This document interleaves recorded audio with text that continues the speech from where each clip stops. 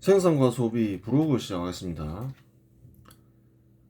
저번 시간에 전두환의 민생 실적을 살펴보았죠. 좋은 일을 많이 했죠. 전두환이 큰 경제적 위기가 1980년에 있었는데 사람들이 잘 넘어가서 몰라서 그렇지 미리 구조조정을 하고 일본으로부터 차관을 받아서 경제 위기를 넘겼죠. 안 그랬으면 그때 이미 IMF 사태가 터졌다는 거예요. 그때 터졌으면 한국은 다시 농업 중심의 국가로 돌아갈 가능성이 굉장히 컸다는 거예요. 자초되면서. 그리고 반도체 산업도 육성했죠.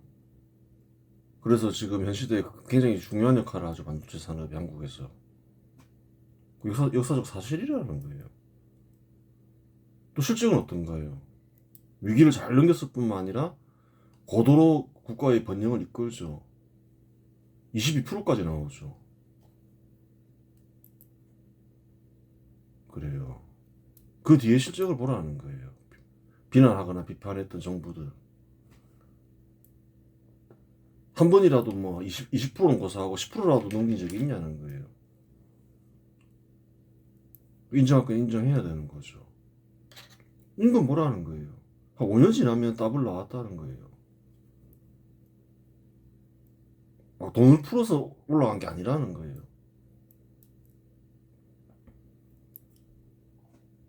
그래요.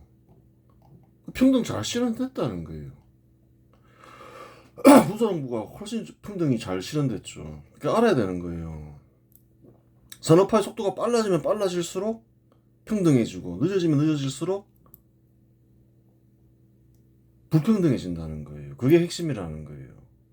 핵심이 뭔지를 알아라는 거예요. 그럼 산업화 속도가 빠르면 빠를수록 어떤가요? 속도도 증가하고 동시에 평등도 실현된다는 거예요. 그걸 알아야 되는 거예요. 성장이냐 분배냐 다 거짓말이라는 거예요. 성장을 희생하더라도 분배가 중요하지. 그런 건 없다는 거예요.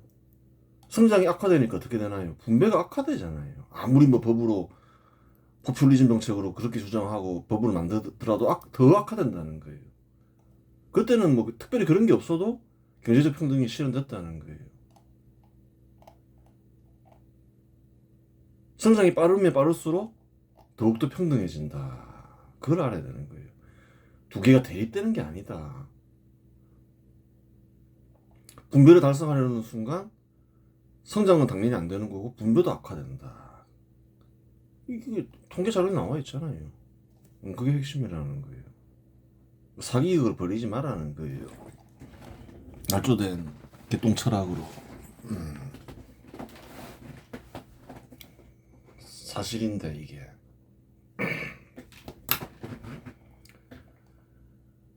실적을 받고 다음 보겠습니다. 그 다음 또 전두환 그 유해한 일 한번 봐야죠. 전두환은 반도체 산업 육성만 추진한 것이 아니다. 또 있다는 거예요. 미래의 효과가 나타나지만 미국은 1960년대 초부터 인터넷을 연구했고 1982년 TCP/IP 프로토콜이 표준화되며 다양한 네트워크 간의 연결이 가능해졌다. 이와 같은 사실은 전두환에게 보고되었고 전두환은 단숨에 훗날 인터넷이 산업 발전에 큰 기여를 할 것임을 눈치챘다. 물론 이는 전 세계적으로 인터넷이 보급되기 전이었다. 상업화되기 전이었죠. 미국이 연구하는 것을 보고받았겠죠. 이제는 이제 전돈이 어떤 거예요? 미리 나섰다는 거예요. 물론 보고받았겠죠. 자신이 알아채는 게 그걸 알아야 되는 거예요.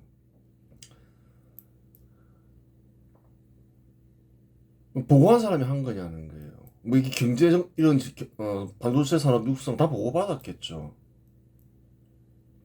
육성하면 된다, 하지 말자 이런 견해도 있을 것이고 실제로 일을 하는 사람은 누군가요? 결정을 해서 대통령이 하는 거라는 거예요. 누가 추진하건 너 하지 마 이러면 못 하는 거 아니에요. 전두환이 한 일이 맞다는 거예요. 인터넷도 마찬가지라는 거예요. 보고한 사람이 있겠죠, 당연히. 그 당연히 보고받고 그걸 지원해. 또 대통령이 한 거라는 거예요. 일을 하는 결정하고 실제로 일을 하는 사람은 대통령이라서 그런 거예요. 하자 하지 말자 항상 그런 견해는 있다는 거예요. 어떤 정책이건 간에. 전두환이 하는 일 맞다는 거예요. 인터넷 육성 역시. 당시 인터넷의 존재를 아는 정치 지도자들이 몇 명이나 있었을까? 전두환이 유일했을 가능성이 크다. 그래요. 그 산업을 발전시켜야 되겠다는 신념이 강하니까 의지가 중요한 거예요. 그게 눈에 보이는 거예요. 자기가 관심을 가지고 보는 거죠. 듣고 생각하고. 전두환은 그런 게 굉장히 뛰어난 인물이었던 거죠. 한국인들 입장에서 보면 어떤가요? 복이죠. 반도체 산업, 인터넷 산업 없다 생각해 보세요. 그걸 알아야 되는 거예요. 그리하여 전두환은 인터넷 산업 육성을 위한 지원을 아끼지 않았다. 1982년 카이스트의 정길란 박사 주도로 서울대와 구미전자기술연구소 간의 연결에 성공하였는데 이는 아시아에서 최초로 일본보다 앞섰다. 당시 한국보다 인터넷 기술이 앞선 나라는 미국밖에 없었다. 넘버 2가 됐다는 거예요. 인터넷 기술에서만큼은 그때는 아직 상업화되진 않았지만 반도체 산업이나 인터넷 산업 관련 산업에 직장을 가진 한국인들은 전두환에게 감사해야 할 것이다. 그렇죠. 한국인들 전체가 감사해야 되죠. 양질의 일자리를 얼마나 많이 제공했나요? 반도체에서도 그렇고 인터넷에서도 그렇고 현 시대에서 한번 보라는 거예요. 지금 다 이 사용하는 게 인터넷 관련이잖아요. 뭐 네이버건 다음이건 뭐 유튜브건 얼마나 많은 관련 직장이 있나요? 게임이건 다 그렇죠 뭐.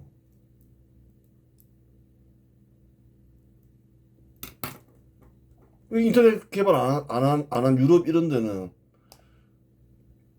이런 일자리가 없을 거 아니에요. 보면 되죠. 아무리 그래요. 그 당시 선진국이면 뭐냐는 거예요. 당시 유럽 선진국들은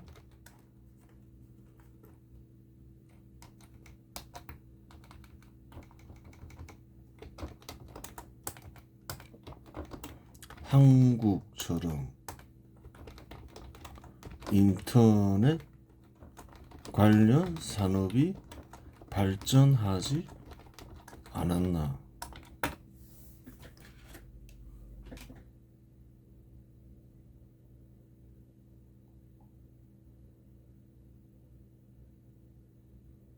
한국은 최고 수준. 그 당시에 이제 눈치 못 챈 성견지명이 있는 거죠, 전두환이. 그래요. 압도적이라 하잖아요, 유럽에 비해서. 모바일 인프라 세계 최상위권. 그래요. 한국이 이제 상위권을 차지합니다. 인터넷 이용률 영국 97%, 독일, 미국 92%, 프랑스 86%, 98%. 그렇다는 거예요. 그렇죠. 전두환이 시작했다는 거예요. 알아라는 거예요. 이런 게 이런 중요한 역사를 안 배우는 거예요, 사람들이. 우리 얼마나 중요한 거예요, 우리 삶과 직결되어 있는데. 반도체 산업이 한국에 있다는데 누가 육성했는지도 모르고.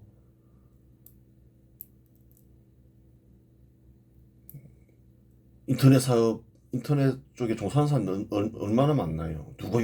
누가 시작했는지도 모르고. 역사를 엉터리로 가르쳐서 그런 거죠. 필요 없는 것만 배워서 그런 거죠. 날조에서 가르치고.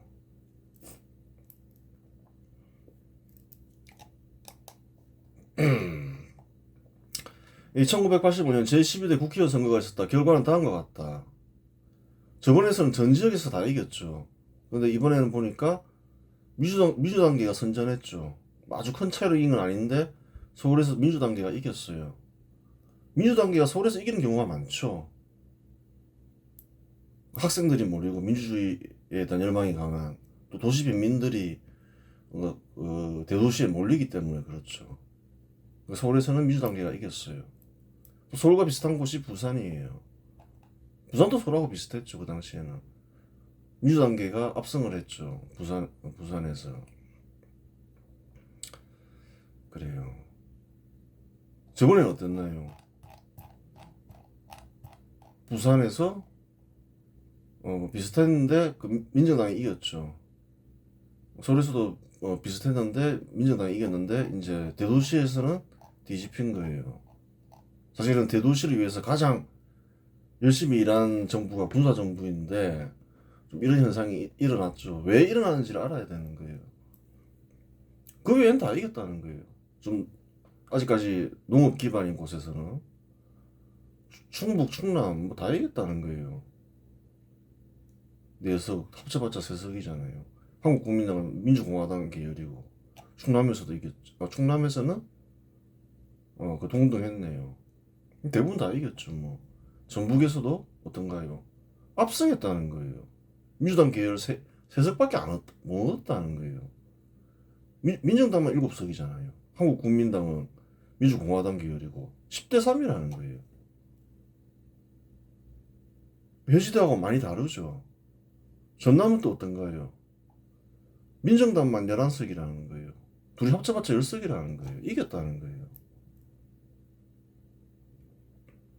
그 당시만 하더라도 이제 뭐 김대중은 계속해서 뭐 지역 감정으로 뭐 어떤 지역 갈등을 일으키려고 했지만 뭐 그렇게까지 뭐 전라도에서 절대적인 영향력을 미치는 정치인이 아니었다는 거예요. 다른 말로 얘기하면.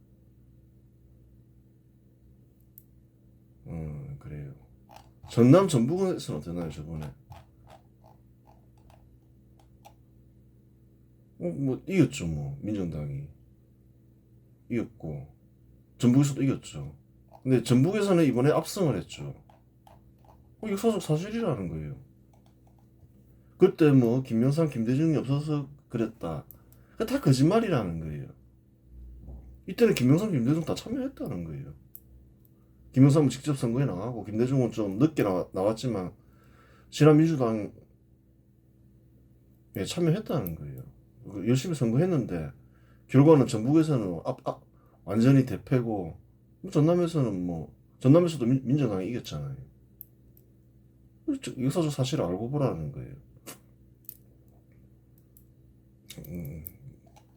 부정선거 한 것도 아닌데 제11대 국회의원 선거에서 없던 신한민주당이 제1야당이 되어 있음을 알 수 있다. 저번에는 민주한국당이 제1야당이었는데 신한민주당으로 바뀌어 있죠. 그럼 어떤 정당인지 알아봐야 될 거 아니에요. 신한민주당은 정치활동이 재개된 김영삼과 김대중이 합작하여 만든 정당이다. 그래요. 둘이 합작해서 만든 정당이라는 거예요. 뭐 대단했냐는 거예요. 당시에 79석 얻었다는 거예요. 민정당 몇 석 얻었나요? 148석 얻었다는 거예요. 둘이 합쳐봤자 한 절반 정도밖에 못 얻었다는 거예요.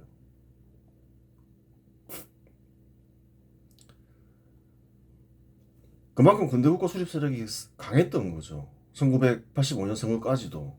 그걸 잘 알아야 되는 거예요. 어느 지역이나 그랬다는 거예요. 대도시 빼고는. 이로써 민주당 계열 정당은 신한민주당과 민주한국당으로 분열되었다. 저번에 민주한국당이 있었죠. 근데 두 개가 있으면 알 수 있죠. 민주당 계열이. 한국당 총재는 유치송으로 민주당 계열이 원로 인사였다. 근데 김영삼과 김대중은 최근에 70년대 이후에 이제 크게 부상하는 인물이죠. 그 지역을 대표하죠. 경상도와 전라도의 이제 민주당계의 대표 인사인 거죠. 반면에 김영삼과 김대중은 경상도와 전라도를 대표하는 민주당계 대표 인사였다. 새로이 부상하는 김영삼과 김대중은 정통 민주당계 인사들을 내치기로 묵시적으로 합의하고 둘만의 정당을 만들기 위해 신한민주당을 창당한 것이다. 그렇죠. 이제 우리가 그냥 합쳐서 따로 정당 만들자. 기존의 인사들은 다 맺히자 이렇게 된 거죠. 그래서 따로 만든 거죠. 뭐 특별한 게 없다는 거예요. 그래서 승리를 하죠. 승리를 해요. 승리한다는 건 민주당이 승리했다는 게 아니라 민주당계 내의 권력 투쟁에서 승리하잖아요. 그동안 쭉 개보리 오던 민주당은 민주한국당인데 26석밖에 못 얻었고, 거기서 이제 떨어져 나와서 둘만의 정당을 만들어서 79석을 얻었으니까 민주당에는 대표했지만 민주당 내 권력투쟁에서는 승리한 거잖아요. 그렇게 되는 거예요.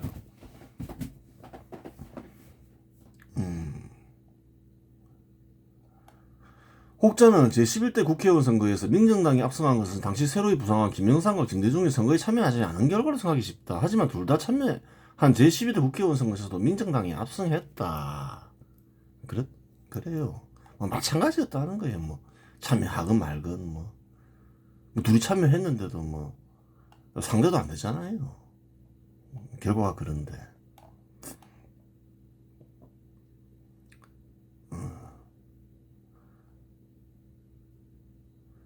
그래요. 제11대 국회의원 선거에서도 민정당은 압승하였으니 전두환과 군에 대한 당시 국민들의 인식은 분명하다. 그럼 전두환이 벌인 일을 국민들이 어떻게 생각했는가? 그 선거 결과를 보고 말해라는 거예요. 자꾸 엉뚱한 소리를 하지 말고 소설 쓰지 말고. 국민들은 전두환과 군이 한 일을 혁명으로 재차 인정했다. 그 당시 국민들은 아주 똑똑했죠. 저 전두환이 하는 거는 전두환과 군이 한 일은 혁명이야. 국가를 위해서 꼭 필요한 일이야. 그렇게 생각했다는 거예요. 올바른 판단이죠. 그래서 경제 위기도 넘기고 산업국 근대국가 수립을 어느 상당한 수준으로 완성한 거죠. 근대국가 수립에 대한 국민들의 의지 역시 확고했다. 근대국가 수립 세력 계열인 민정당과 한국국민당은 총 165석을 얻었다. 압승했다는 거예요. 근대국가 수립 반발 세력 계열인 신한민주당과 한국당 총 105석을 얻었다. 165대 105라는 거예요.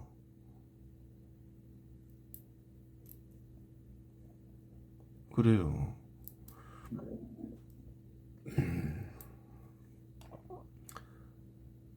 선거 결과에 약간의 변화가 있었다. 당시 대도시인 서울과 부산에서 근대국가 반발 세력에 속하는 정당들이 근대국가 수립 세력에 속하는 정당을 이겼다. 나머지 지역에서는 근대국가 수립 세력에 속하는 정당이 다 이겼다. 거의 다 이겼죠. 한 군데 빼고 동률인 데가 있었죠. 이렇게 써도 뭐 상관없죠. 산업화를 강력히 추진하면 도시 주민들에게 이로운데 선거 결과는 반대로 나오는 경우가 허다하니 아이러니다. 산업화를 추진하면 누가 이긴가요? 도시민들이 이기죠.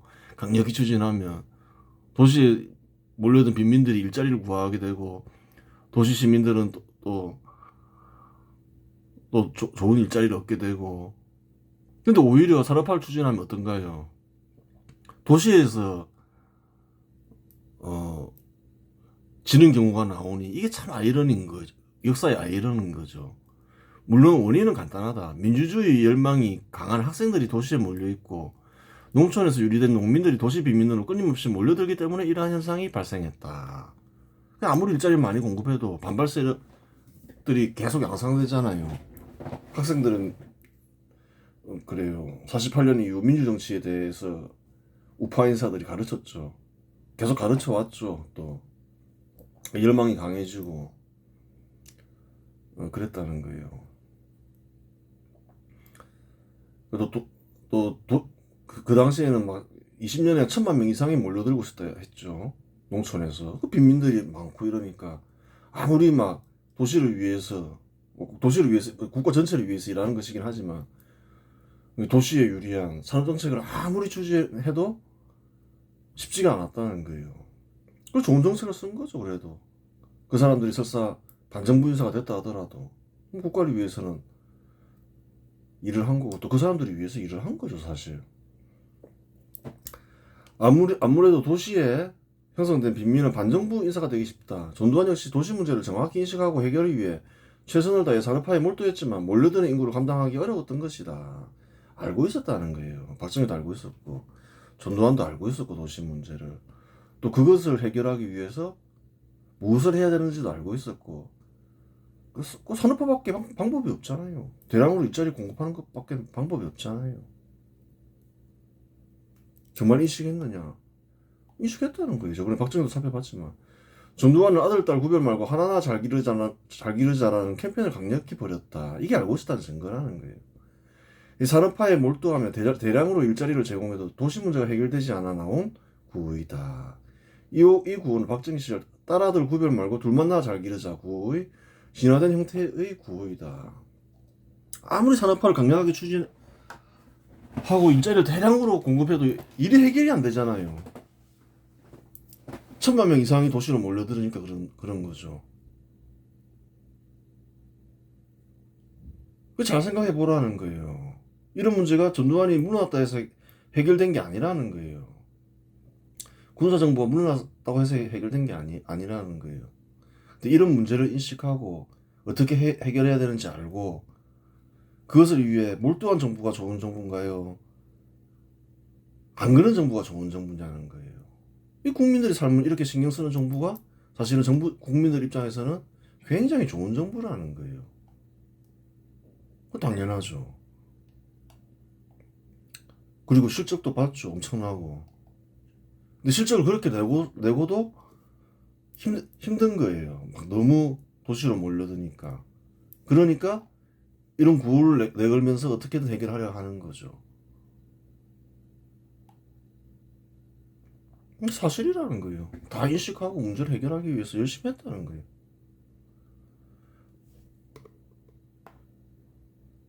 무엇이 좋은 건지 나쁜 건지를 구별할 줄 알아라는 거예요. 전두환의 복지 정책을 살펴보자. 전두환은 국가와 정부가 부유해짐에 따라 세금 일정 부분을 국민들이 복지에 써야겠다고 생각하고 복지사회 건설을 구호로 내걸었다. 복지도 신경 쓰는 거죠. 정부가 이제 어느 정도 부유해지면. 민주정치도 신경 쓰고. 한국 대통령들은 그랬다는 거예요. 박정희나 전두환은. 민주정치도 항상 생각하고 있고, 복지정책도 생각하고 있었다는 거예요. 제일 중요한 게 이제 산업화니까. 그건 항상 중요하죠. 강력하게 추진하면서도 늘 생각을 하고 있었다는 거예요. 그러자면 복지시설이 필요하다. 그리하여 그러한 시설을 마련하기 위해 1981년 사회복지사업법을 제정하고 빈민들을 수용할 수 있는 시설을 건설했다. 그렇죠. 도시에 막 거지들이 넘치니까 그런 사람들 얼어 죽고 뭐 이럴 거 아니에요. 그 시설을 만들었다는 거예요. 옛날엔 거지 많았다는 거예요. 거짓말이 아니라는 거예요. 막 1,000만 명씩 몰려들었는데 일자리 못 구하면 거지 되죠. 2, 30년 전만 해도 그래요. 뭐 거리에서 자는 사람들 많았다는 거예요. 서울역 이런 데에서. 부산역도 마찬가지고.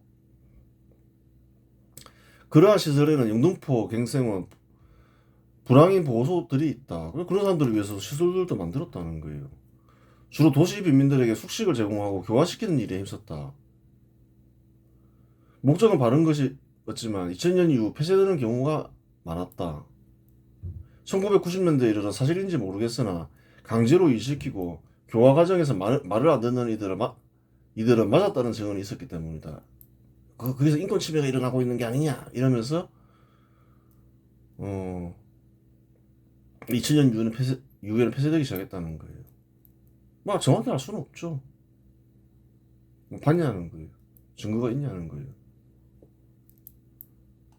어떤 이들은 복지를 실시한 것이 아니라 사회 정화운동한 것이라고 주장하기도 한다.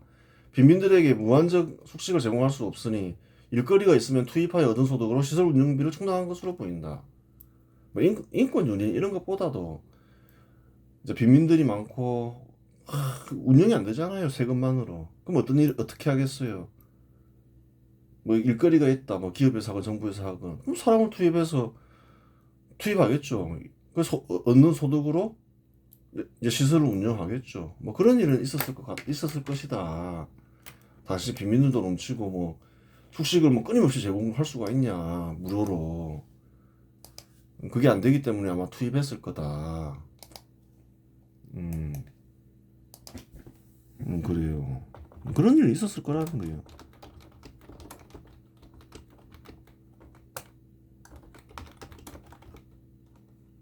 물증이 있나? 증언 말고.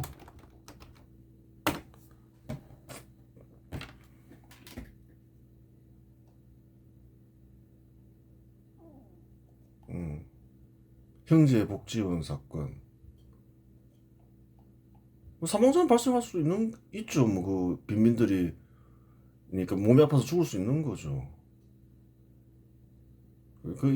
이렇게 그런 건 아니라는 거예요. 사망자는 어디서나 생길 수 있잖아요. 늙어서 죽을 수도 있고. 근데 뭐 유골이 발견됐다 해서 그게 뭐 맞아서 죽었다 이렇게 볼 수는 없죠. 사망 기록 및 유골 발견, 사망 기록도 그냥 그대로 있었다는 거예요. 죽으면 묻었겠죠. 빈민들이니까 뭐 영양실조가 걸린 상태일 수도 있고 이걸 가지고 뭐 패서 죽였다 이렇게 얘기할 수는 없잖아요. 강제로 했는지 안 했는지는 뭐 알 수 없는 거고. 일은 시켰을 거예요. 그 운영이 안 되니까. 그래요.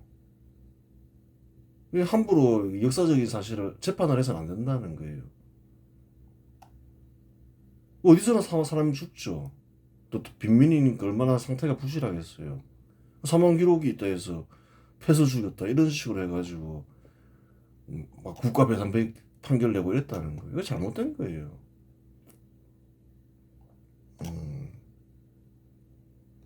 어떻게든 악당으로 만들고 싶으니까 그렇게 하는 거죠. 사망 기록 다 있는데 사망해서 죽었으면 기록해놓고 뭐 주변에 묻었겠죠. 뭐 당연한 거지. 특별한 것도 아닌데 그런 거고. 아니 그 사람들을 거리에 내버려뒀으면 거리에서 좀 얼어 죽든가 했을 거 아니에요. 그런 걸 생각해야 되는 거지. 그래서 좀 보다 나은 환경에서 살다가 죽은 거죠. 숙식을 제공해 주니까. 1986년 의료보험 가입자를 기존 직장 가입자 중심에서 지역 주민까지 확대하였다. 그리하여 전 국민이 의료 보장을 받을 수 있게 했다. 그 형편 따라 다 했다는 거예요. 1987년 장애인 복지법을 제정하여 그래요. 장애인의 권리를 신장시키기 위해 노력했다. 그 사실이라는 거예요. 1986년 국립재활원을 개원하여 장애인의 재활과 치료를 위해 힘썼다. 좋은 일 많이 했어요. 형편에 맞게. 1987년 장애인 등록제도를 시범적으로 실시하였다. 생계비나 의료비 등을 지원하고 어린 장애인들에게도 특수학교에서 교육시키기 위함이었다. 그래요. 장애인들을 위해서 힘썼죠. 가장 약자부터 챙겼죠. 장애인하고 빈민을 챙겼다는 거예요. 쉽게 얘기해서. 가장 사회적 약자잖아요. 도시 빈민이. 어떻게든 헐뜯으려 하지만 가장 약자부터 챙겼다는 거예요. 실제로 어떻게 운영되었는지 정확하게 알 수는 없지만 딱 장애인과 빈민을 챙겼다는 거예요. 여유가 있을 때. 전두환은 복지정책을 확대했지만 포퓰리즘 정책을 실시한 것은 아니었다. 전두환은 늘 건전재정을 외치고 다녔기 때문에 증가하는 재정 범위 내에서 가장 필요한 곳에 복지정책을 실시했다.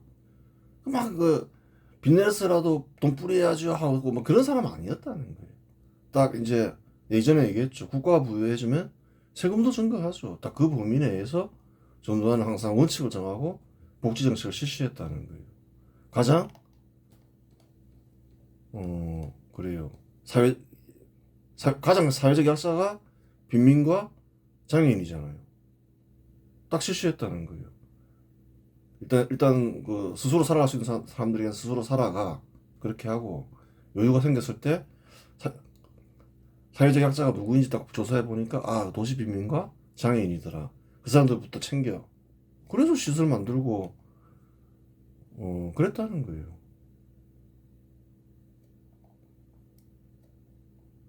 이런 말 했다는 거예요. 국가 재정의 건전성과 균형을 유지하면서 국민 생활의 안정을 도모하겠습니다. 그 재정 범위 내에서 누구부터 챙겼냐는 거예요. 안정된 사람은 놔두고 가장 힘든 사람들, 빈민과 장애인을 먼저 챙겼다는 거예요. 그 사실이라는 거예요. 그 잘한 거죠. 그래요. 뭐 찾아보면 흥결이 있겠죠. 뭐 이렇게 도시 빈민들 시설에서 이렇게 숙식 챙겨 또 일할 수 있게끔 좀 교화시켜. 또 그러다 보면 또 이제 교화 과정에서 또 게으른 사람들 일하러 나가 뭐 이런 것도 좀 있었겠죠. 계속 공짜로 안 줄 거야. 그러면 일하러 나가야죠. 계속 정부가 무료로 제공할 수는 없잖아요. 정확하게 어떻게 운영되었는지를 알아야지. 그냥 어떻게든 흥겨를 잡으려고 그래서는 안 된다는 거예요. 그래요. 이번 시간에서 마치겠습니다.